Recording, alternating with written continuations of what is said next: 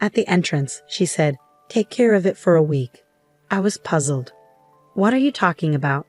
Suddenly, my self-centered sister-in-law called me. She had left her baby in an eco bag at our entrance, but I had moved out yesterday. As soon as she heard my reply, my sister-in-law started shouting, "I'm overseas, find it now."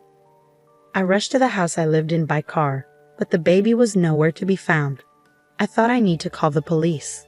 With trembling hands, I took out my cell phone and was about to uncover a truly terrifying fact. I married Scott 10 years ago, and we lived together. We wanted children, but were not blessed with any. Before I knew it, I was 38. My younger sister-in-law, Lindsay, who was 5 years younger, often took advantage of me.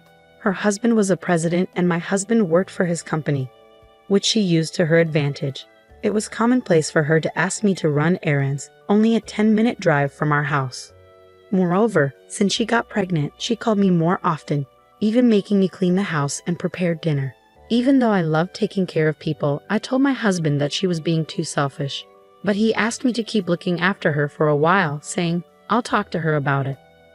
"Sometimes sorry, but please help her out," he'd say. It seems my husband was under her husband's influence. So I reluctantly went to Lindsay's house whenever she called. "Ah, my stomach is heavy," she'd say. "Hey, Michelle, don't just sit there. Get the TV remote." What? Although she was only 3.5 months pregnant, her belly seemed to be showing more than it should.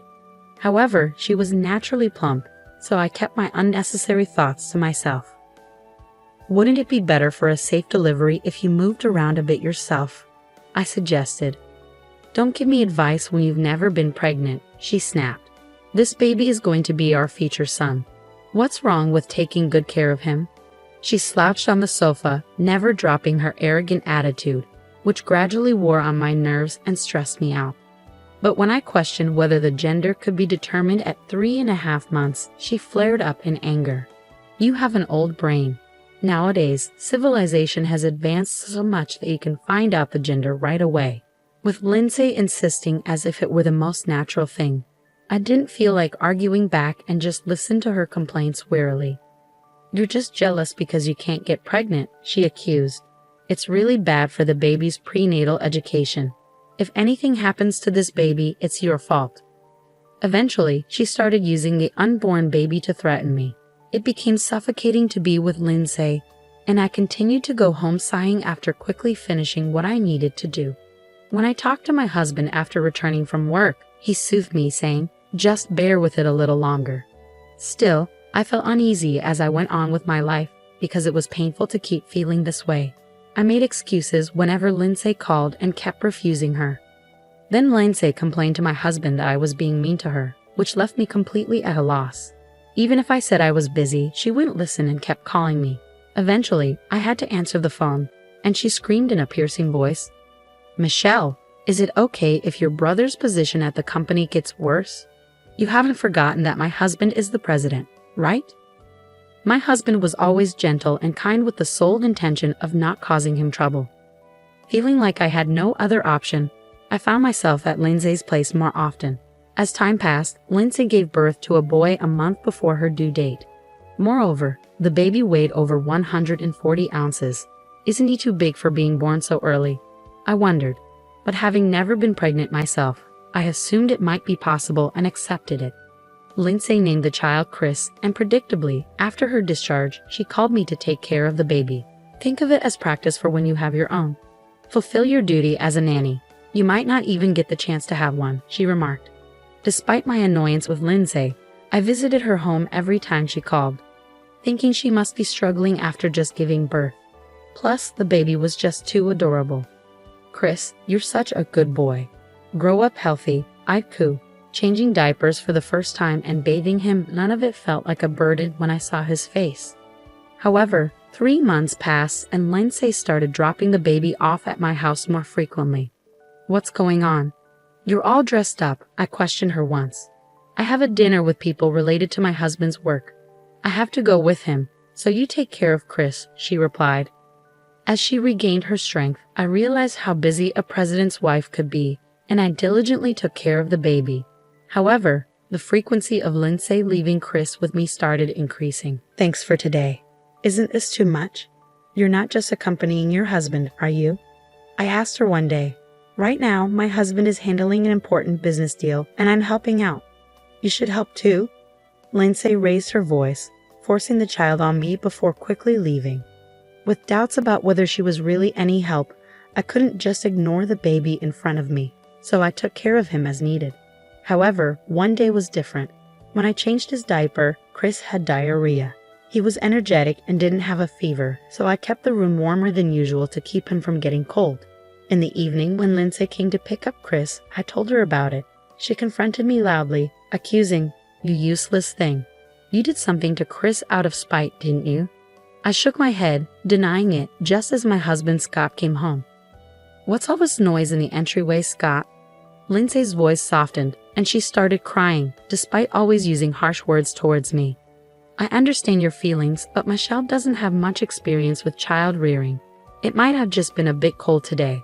I'll apologize, so please forgive her," my husband defended me. But I was puzzled as to why I had to apologize when I hadn't done anything wrong. Feeling frustrated, I sent Lindsay and Chris off while preparing dinner in low spirits. Suddenly, my husband became serious and pulled a letter-sized envelope out of his bag.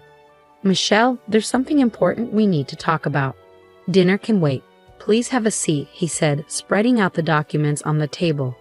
The words he told me were hard to believe, especially since I hadn't imagined anything like it. However, understanding his firm resolution, I quietly nodded. A week later, while I was unpacking some boxes, Lindsay called. "I left a bag at your entrance, so take care of him for a week," she said abruptly. "What? What are you talking about?" I responded, confused. "Don't play dumb. It's my baby, of course." "You've already brought him inside, haven't you?" she accused. After hearing the full story, it turned out that since I was not at home, she had put Chris in an eco bag and hung it on the doorknob. Panicked, I said, "Wait a minute, we moved out yesterday. We're not going back to that house. Please go and pick up Chris right away." However, Lindsay didn't believe me, accusing me of lying again. When I insisted it was true with a serious tone, she suddenly panicked. It turned out she had left Chris 5 hours ago. Moreover, I was shocked to learn that she was currently on an overseas trip. Despite it being spring, it was still a chilly day without much warmth. "Go pick up Chris now. Hurry up," she demanded. More worried about the baby than angry at Lindsay's attitude, I immediately drove off. An hour later, I arrived at our old house and checked the entrance, but there was no sign of Chris. I scoured the garden and asked the neighbors, but no one knew anything. There were no signs of an echo bag, no crying heard. What's going on? Feeling futile without any clues, I was about to call the police when my phone rang. "What? What did you say?" The content of the call was so shocking that I was left speechless. After ending the call, I was so stunned that I just wandered around in a daze until Lindsay called. "He was in the eco bag hung at the entrance, wasn't he?" she asked urgently. "Oh, he's not there. I can't find him anywhere," I replied. "Seriously, this is bad. If we don't find Chris, my husband might divorce me. It will be your fault if we don't find him." Lindsay's voice trembled over the phone, revealing her panic. Realizing there was nothing else to be done, I offered to report to the police and ask for help. But Lindsay adamantly refused, fearing it would become a big deal and her husband would find out. "Chris's safety is more important than your reputation. Chris is just a tool to extract money from my husband," she revealed selfishly. Unconcerned about me, I could hear Lindsay talking with someone she was with. After a while, Lindsay lamented, "This trip is ruined. I couldn't get a flight today, but I'm coming back tomorrow. Don't tell my husband anything. If you find Chris, contact me immediately. I'll do what I can." After hearing my response, Lindsay seemed satisfied and hung up the phone. The next day, as I waited for her at the airport, she appeared arm in arm with a man. Seeing me, she approached with a displeased look. "Michelle, what are you doing here? Did you find Chris?" "I came to tell you something important. Chris has gone somewhere you can't reach. It's too late," I said with a downcast and sad expression. Lindsay began to panic. "You're lying. What am I supposed to tell my husband, you useless thing? Find a baby that looks like him right now," she demanded, enraged and devastated. "How can you say that? Are you even a mother?" Overwhelmed with anger and sadness, tears started to flow. However, I quickly wiped my tears and firmly met her gaze. Instead of looking for a similar child, talk to this person, I said. As I said this, a woman who had been hiding behind me, wearing her hood deep over her face, shook herself. Not just Lindsay, but the man with her started trembling. Yes, this woman was the wife of Lindsay's affair partner. The man was too shocked to move, and as his wife confronted him, yelling, "You scum, I'll knock some sense into you," he pleaded pathetically, "Please forgive me." But his wife was unforgiving, telling him to bite down hard, and then she slapped him back and forth. The force was so tremendous that passers-by stopped in their tracks. She left the man, who had collapsed while clutching his cheek, and then turned to face Lindsay. Lindsay quickly stepped back and began to speak rapidly. "Listen, don't get it wrong. We're not in that kind of relationship." "What?" "Hey Michelle, stop recording with your smartphone." Despite her attempt to deceive, seeing me holding up my smartphone to record the scene, Lindsay snapped back. However, I continued to record. I remained calm. "Then how do you explain this?" I pulled out an envelope I had brought with me containing emails between Lindsay and her affair partner, as well as cozy photos of them I found on social media. Lindsay attempted to forcibly take these from me, glaring menacingly. "Snooping around like that is the lowest. How did you find his wife's contact information?" "I actually met his wife by chance," I replied. "When I saw Lindsay's affair partner on social media, his face seemed familiar. After racking my brain, I realized he was the husband of the woman who works at my regular hair salon. He too was a hairstylist, but unlike his wife, who was successful and owned several shops and was skilled in a technique she was known for, he was known for not working and just playing around. He was a typical husband sponging off his wife. When I told his wife about Lindsay's affair trip, she said, "I've reached my limit. I'm joining in." She came with me, usually gentle and kind. I was honestly surprised at how terrifying she could be when angry. Such a playboy hairstylist couldn't stand up to his wife and kept rubbing his hands together like a fly, repeatedly begging, "Please don't divorce me." Watching her steadfast refusal, I felt a strong resolve. Moreover, was Chris born from the affair? I continued. "What? Don't just make things up without proof," Lindsay snapped back. "But he was born a month early and weighed over 140 ounces. That's definitely too big. You've been fudging the weeks, haven't you?" While saying this, I pulled out another envelope and showed her the documents inside. One was a maternal and child health handbook, and another document proved that Lindsay's husband was not Chris's biological father. "You play dirty. But if I tear this up, it's like nothing ever happened," Lindsay declared, snatching the DNA test results from my hand and tearing them up on the spot, looking pleased with herself. She probably thought she could get away with it, but that wasn't going to happen. "You better talk directly to the person who gave me these documents." I turned my smartphone towards Lindsay, and she opened her eyes and mouth wide, as if she was about to scream. No wonder, the screen showed Lindsay's husband. I wasn't recording. I was on a video call with Lindsay's husband. "Lindsay, you lied about going to your parents' house and deceived me," he said sternly. "Well, so you know," she stammered, not making any sense in response. Standing in front of her, I slowly began to speak. "Listen carefully. I'm going to explain everything one by one. A week ago, her husband, suspecting something, had requested a DNA test between himself and Chris. After finding emails between Lindsay and her lover at the same time, he lied about going on a business trip for a week to monitor her actions. Lindsay, not knowing this, immediately contacted her lover by email and booked an overseas trip online in a rush. She didn't even think to clear her browsing history on the day of the trip. After placing Chris in an eco bag and hanging it at the entrance of the house I was living in, Lindsay skipped off to the station, humming a tune. Her husband followed her and took care of Chris. If he had been left at the entrance for over 5 hours, who knows what could have happened. "So Chris is alive?" Lindsay's husband asked. "Yes, he's with me now." The call I was about to make to the police when I couldn't find Chris was from Lindsay's husband, I explained. Surprised but eager to understand the situation fully, I immediately went to his house. Chris was full of energy, flapping his arms and legs as he played with a rattle. While hearing about the past events, I remembered that despite being born a month early, he weighed over 140 ounces. At the time, I reluctantly accepted it, but I indeed thought it was strange. With Lindsay's husband's permission, I searched through Lindsay's belongings and found her maternal and child health handbook. Looking at its contents, I began to piece together the truth. I discovered that Lindsay had falsified the baby's weeks. Why did Lindsay do such a thing? Looking back at the actual timing of her pregnancy, it was exactly when her husband was away on a long business trip for about 2 months.